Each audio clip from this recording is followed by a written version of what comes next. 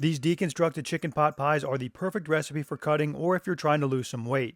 They've got less than 500 calories and each dish has 47 grams of protein. So if you're looking for some high volume filling meals for your summer cut, this one is for you. This recipe starts with the potatoes. You'll need 750 grams or about 1.65 pounds of Yukon Gold potatoes. I found these cute little ones at the store, which are awesome because I won't even need to cut them. I can just wash the dirt off and put them in the hot tub. If you have big potatoes, cut them into a large dice to help them soften faster. These are going to boil until they are mashable as you prep everything else. Get them over the heat and let them go.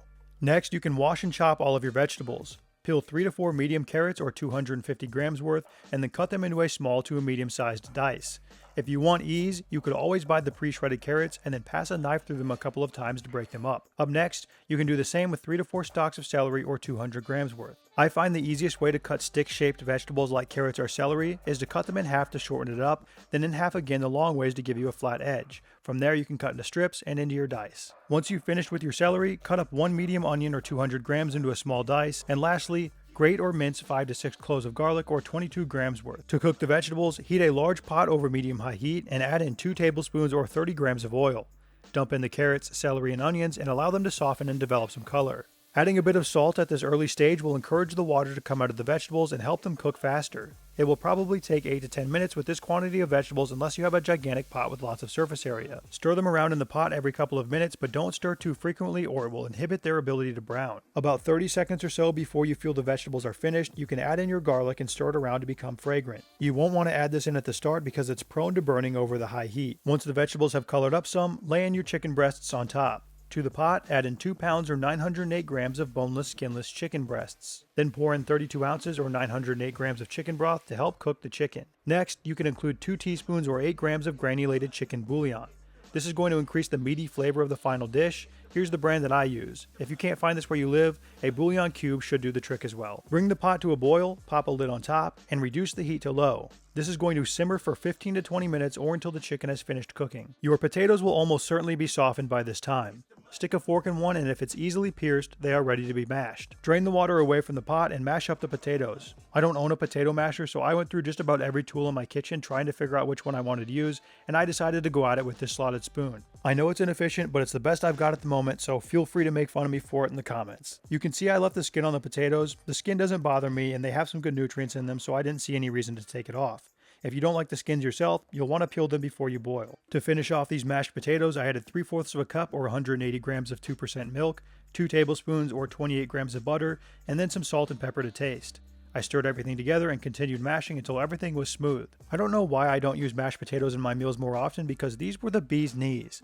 Bee's knees? Once you're happy with the flavor, set them aside until you are ready to plate. When your chicken is getting close to being finished, get out a hand mixer or a stand mixer to easily shred it. If you don't have either, 2 forks will do the same job. Remove the chicken from the pot and place it into your bowl to be shredded. You want to make sure that you shred it up well, but if you overprocess it in the stand mixer, it can get pebbly, so don't get overexcited.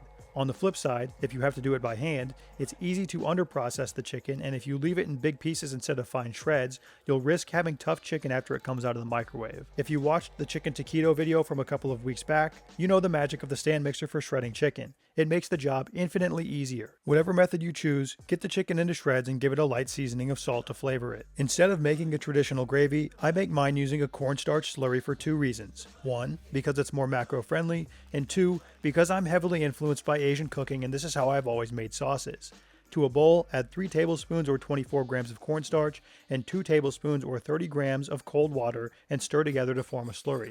Move your attention back to your pot and raise the heat to medium-high to bring it from a simmer to a light boil. While it's heating, you can add in 1/2 of a pound or 227 grams of frozen peas. Then when the pot is bubbling, stir in your cornstarch slurry to thicken the broth into a loose gravy-like consistency. If you don't have a ton of liquid left in your pot, you'll want to add a bit more water or broth. I'd say if your liquid isn't covering the vegetables at the bottom, you'll need to add a bit more. Continue stirring until the sauce starts to thicken and then add in the shredded chicken. Mix everything together, taste test, and flavor with salt and pepper to taste. Once you're happy with the flavor, you're donezo and ready to plate.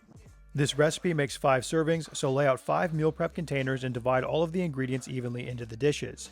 Give each container a couple of big spoonfuls of mashed potatoes. If I wasn't worried about the visual aesthetic here, I would just make a bed of the potatoes, but I'm going to keep the potatoes and chicken separate for the camera just so that you can see what's included in the meal. The chicken mixture also gets divided spoonful by spoonful into the containers until it has been used up.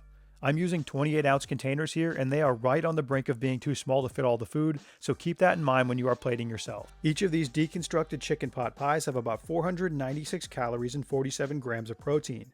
The meals will last for up to 5 days in the fridge, and I've never tried freezing these, but I'm guessing they would be a good freezer candidate considering the meal's sauciness. When the meals are cooled, I lid them up and move them into the fridge for the week. For reheating, just like every other meal I make, they get placed into the microwave in 30 to 60-second intervals, stirring often until they are hot. The finely shredded chicken breast is important here because it allows the chicken to reheat quickly via heat transfer from the sauce.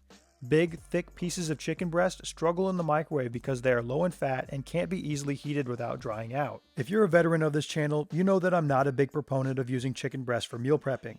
One of the ways that you can make chicken breast more meal prep friendly is by shredding it up and covering it in some kind of sauce so that the microwave can properly work its magic. And that's what we're doing here. Some hot sauce on top of the heated meal could be a preferred option for some of you. I usually just eat mine plain.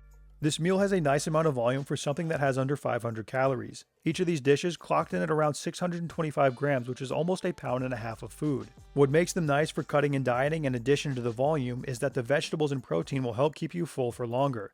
And that is something that is a must for me when I am maintaining a calorie deficit. The written version of this recipe with the ingredients and steps listed is published on my website, and that is linked in the description below. This is a great two-pot meal that doesn't take too much effort at all. Most of the time spent is just unattended boiling.